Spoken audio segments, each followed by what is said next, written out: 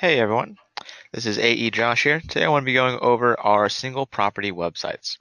So first thing is once you are logged into your dashboard, you will have to make sure you're on our advanced tab here. And on the left hand side, you're going to see our listing pages section. And let's go to all listing pages. Now these are going to pull from your featured properties page, so either your listings or your office.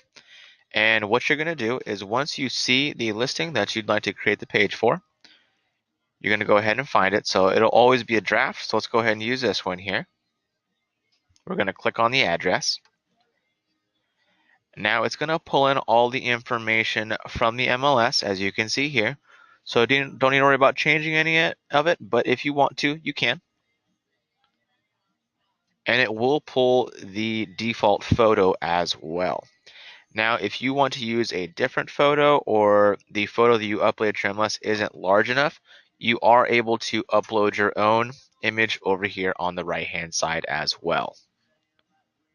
But let's go ahead and take a look at this. So we're going to do this is publish this first. Once it's done publishing, we're going to go to view post right here. And here's what it's going to look like. So it creates a nice little own website for this individual listing. Now, this is great for obviously to show your sellers and to promote on Facebook. Give this link to your seller so they can promote it themselves as well. And you're going to use this link at the very top to do so. This page is nice to use. It has a couple options here at the bottom. They can schedule a showing with you right away. They can contact you directly. In the top right here, you'll also see more information about the listing. And there's this more info icon here, or the view full listing icon, which will then take you to the actual listing on the website, or they can look at more information as you see here.